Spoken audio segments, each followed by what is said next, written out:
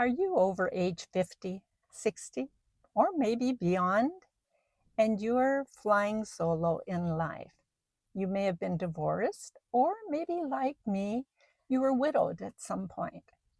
And now you're thinking, it's been a while. I wonder if I will ever find love again. I was widowed at the age of 41 when my husband committed suicide. He battled depression for the past 10 years of his life because he was in a wheelchair due to an auto accident that he had had and broke his neck. And eventually, depression won the battle. So I was thrust into that world of singleness. And I was so shy. I just didn't know how to deal with life. He made all the decisions for me. I spent 11 years single. I spent those 11 years trying to work on myself because I thought I was not a communicator. I was so shy, and I had to start making changes in my life. So I worked on myself. And 11 years later, all of my single friends were married, except for one very dear friend of mine. She and I, out of our entire Christian singles group of probably 20 or 30 people, were the only two that were left. And I used to hear all the time, why hasn't somebody snatched you up? I didn't know whether to take that as a compliment or an insult that maybe there was something wrong with me. My response became, have you ever wondered if maybe I don't want to be snatched up? I'm sure you're going through some of those same things, people wanting to be matchmakers. But as we get older, we really know what we want and what we don't want in our life.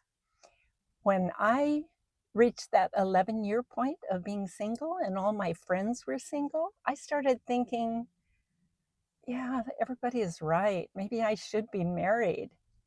And unfortunately, I settled. I did get married, and that marriage lasted 3 years. Right away, I knew that it was a mistake, that I was only settling. I thought, yeah, he'll be a good husband. And he was a good guy, but we weren't made for each other to be married. So we went our separate ways after 3 years of being married. I spent another 8 years of being single. I became very independent.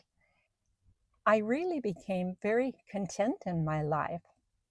I told my best friend, I really am content. I love my life.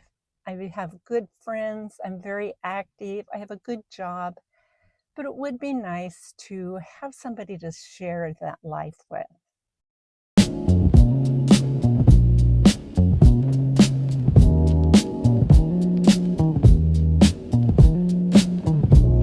So I was online on one of the dating sites and I kind of kept an eye out, but I just didn't meet anybody locally that I thought was a good match.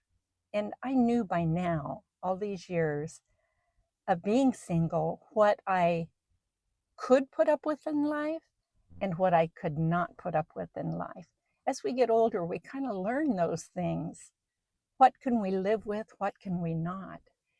And there was one profile I happened to see. I didn't want a long distance relationship. I kind of tried that for a little while. It didn't work. And I was going to my niece's wedding that was 7.5 hours away in the Seattle district area.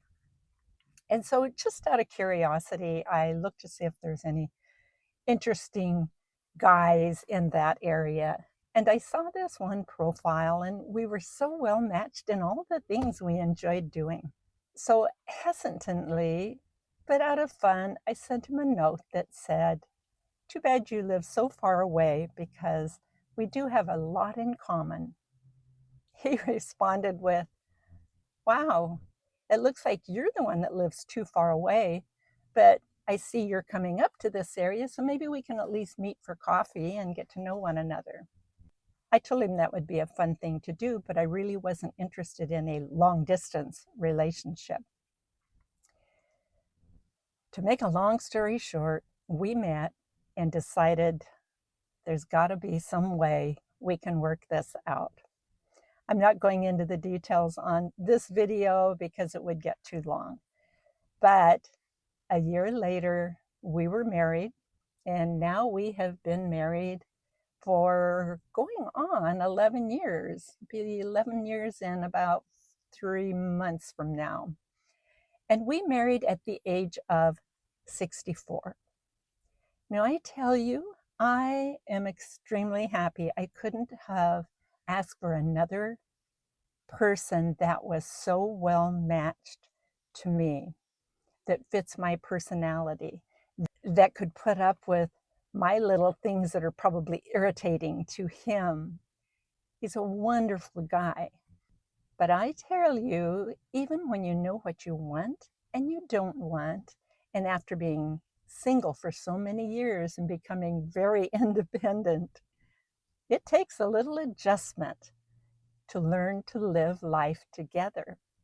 And not only that, we got engaged and I retired just a few months before my 65th birthday. So that meant I relocated to Anderson Island, which is a small island in the Puget Sound that you have to take a ferry to get to. That's where he lived. Beautiful little paradise of an island. But I moved to that island. And so not only did I leave my job, leave my hometown, but I married somebody after being single for 11 years, the mistake of 3 years marriage, and then single for another 8 years. It was going to take some adjustments for me. I told him, I says, my worry about our relationship is, what will I do if you tell me, no, you don't want me to do something?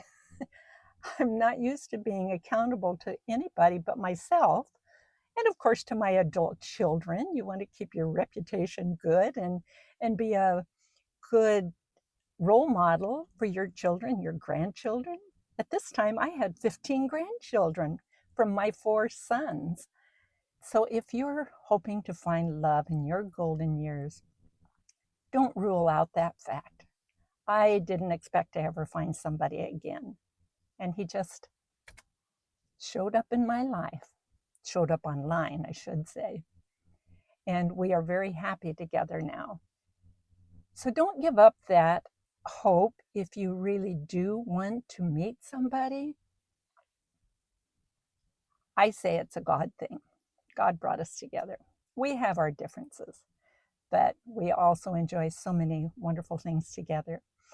And so with that, I'm going to actually do a few little, probably shorts instead of long videos, but a few little videos that are about adjusting to married life when you're in your 60s, 70s, when you're in your golden years and you find love. All can be good, but there's still some adjustments to be made. So I'm Esther. Welcome to my channel of The Next Chapter, Life Over 50, 60 and Beyond. I hope to see you on my next video.